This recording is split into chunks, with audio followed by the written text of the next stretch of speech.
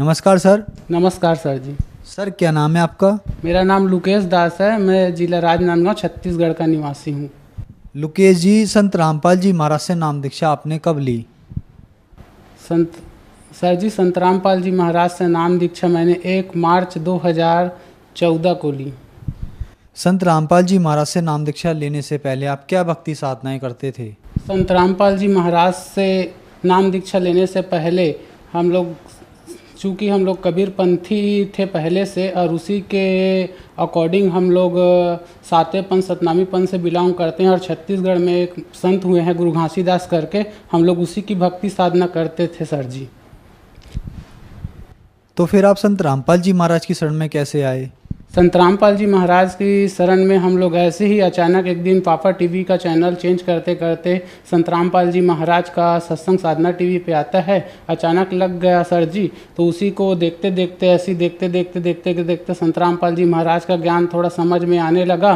और जो घासीदास करके छत्तीसगढ़ में संत हुए हैं उसके भक्ति करते थे, तो दोनों का ज्ञान लगभग समथिंग सेम था। लेकिन घासीदास वाले जो पंथ से हम लोग जो भक्ति करते थे वो भक्ति अधूरी थी, क्योंकि घासीदास के भी कुछ ऐसे वाणी है, क्योंकि सातवें पंथ में थोड़ा ज्ञान चतुराई का था, तो ज्ञान चतुराई के अंतर्गत घासीदास में भी थोड़ा ज्ञान था। तो घासीदास के कुछ ऐसे वाणी जो बोलते थे वो खटकता था, और संत रामपाल जी महाराज के सत्संग सुनते थे तो दोनों का वाणी जब मैच करते थे तो सेम मतलब बात आते थे। जैसे घासीदास भी बोले हैं कि सतनाम सब कहे, सतनाम जाने ना कोई, और सतनाम जाने तो आवागमन न हो। तो संत रामपाल जी महाराज बताते हैं कि सतनाम विश्व में मेरे अतिरिक्त और किसी के पास नहीं है, ये प्रूव करके दिखाए। और विश्व में अगर सतनाम है, और गुरु जी बताते हैं संत रामपाल जी महाराज की अगर पूर्ण मोक्ष कराना है और सद्भक्ति शास्त्र अनुकूल साधना कराना है तो मेरे बरवाला आश्रम में आए और मेरे से नाम दीक्षा ले और मेरे ज्ञान को समझे और अपना आत्म कल्याण कराए, ऐसे करके। तो उसी के अकॉर्डिंग फिर सत्संग देखते देखते ये ज्ञान हो गया कि वास्तविकन में इस संसार में संत रामपाल जी महाराज के अतिरिक्त और कोई संत नहीं है, और हमें उनसे नाम दीक्षा लेना चाहिए। 2014 को मैं संत रामपाल जी महाराज से नाम दीक्षा लिया। सर, संत रामपाल जी महाराज से नाम दीक्षा लेने के बाद आपको कुछ लाभ भी प्राप्त हुए? लाभ तो बहुत से प्राप्त हुए भगत जी। मेरे को बचपन से मतलब निमोनिया सर्दी हो गया था, प्राथमिक डॉक्टर वगैरह को दिखाया लेकिन ठीक नहीं हो पाया। हर साल मतलब निमोनिया रहता था। तो संत रामपाल जी महाराज से नाम दीक्षा लेने के बाद ठीक हुआ सर जी वो। और 2017 का बात है, मेरे मम्मी को ना मतलब अचानक दर्द हुआ राइट साइड में कमर पे। तो प्राथमिक चिकित्सा डॉक्टर के पास दिखाए, मतलब 2-3 महीने के अंतर्गत दर्द हो जाता है। इतना सहनी दर्द होता था सर जी की मम्मी ना ज़मीन में लेटे लेटे इतना खुरसते थे, हम लोग देखते थे ना, तो इतना ये लगता था तक बहुत तकलीफ़ होता था कि हमारे मम्मी को क्या हो गया।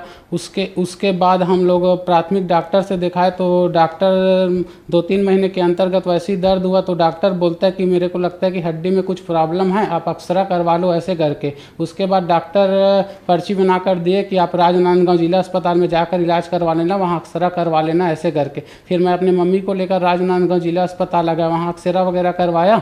उसके बाद एक्सरा का रिपोर्ट में भिलाई में दिखाया हड्डी रोग विशेषज्ञ को, तो वो बोले कि हड्डी में कोई प्रॉब्लम नहीं है, आप सोनोग्राफी करवा लो, ऐसे करके। सोनोग्राफी करवाया सर जी, तो उसमें मम्मी का रिपोर्ट आया कि बच्चेदानी में 6 mm का मांस का जो टुकड़ा है वो ना चिपक गया है, तो उसको मतलब ऑपरेशन करके निकालना पड़ेगा बच्चादानी को, ऐसे करके। और वो हो सकता है उसमें कैंसर का भी शिकायत हो जाए, ऐसे करके 40,000 रुपये ऐसे लगेंगे, ऐसे करके ऑपरेशन में बताए थे। पापा बोले कि ऐसा बात है, एक बार संत रामपाल जी महाराज से प्रार्थना लगा लेते हैं, उसके बाद गुरु जी का जो आदेश होगा उसके बाद फिर ऑपरेशन करवाएंगे, ऐसे करके।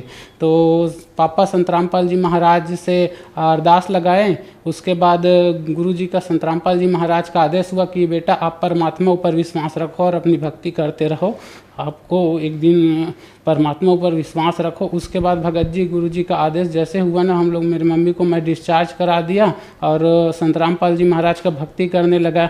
आज लगभग ये 17 का बात है भगत जी, 17 और आज 21, मतलब 4 साल हो गए। मम्मी को मतलब किसी प्रकार का मतलब अब उस दिन से ना भगत जी किसी भी प्रकार का मतलब दुख नहीं हुआ मम्मी को मेरा, ये रिपोर्ट है, सोनोग्राफी करवाया था इसमें भिलाई सुपेला से।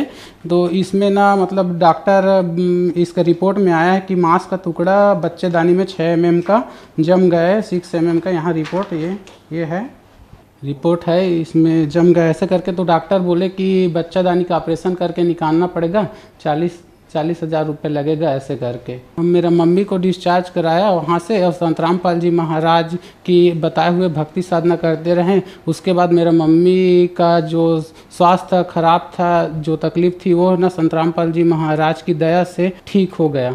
मेरे पापा को भी बवासीर का बीमारी था, जो संत रामपाल जी महाराज से उपदेश लेने के बाद अब पूर्ण रूप से ख़त्म हो गया है, वो भी जड़ से ख़त्म हो गया है, 3 साल से था। सर, संत रामपाल जी महाराज से नाम दीक्षा लेने के बाद आपको लाभ ही लाभ मिले, तो जो दर्शक आज आपको देख रहे हैं और वो भी इन सभी बीमारियों से ग्रस्त हैं, उनके लिए आप क्या कहना चाहेंगे? उनको मैं यही कहना चाहूँगा कि आप भी संत रामपाल जी महाराज से नाम दीक्षा लें और अपना आध्यात्मिक, आर्थिक और शारीरिक रूप से आप लाभ उठाएं और सद्भक्ति करके यहाँ से मोक्ष कराएं। संत रामपाल जी महाराज से नाम दीक्षा कैसे ली जा सकती है? संत रामपाल जी महाराज का टीवी पर सत्संग आता है, जिसमें येलो कलर की नीचे में पट्टी चलती है, उसमें फ़ोन लाइन रहता है। आप उस नंबर पर कांटेक्ट करके आपके नज़दीक के नाम दीक्षा केंद्र का जानकारी लेकर आप वहां से नाम दीक्षा ले सकते हैं और अपने जीवन का कल्याण करा सकते हैं। धन्यवाद सर। साहेब सर।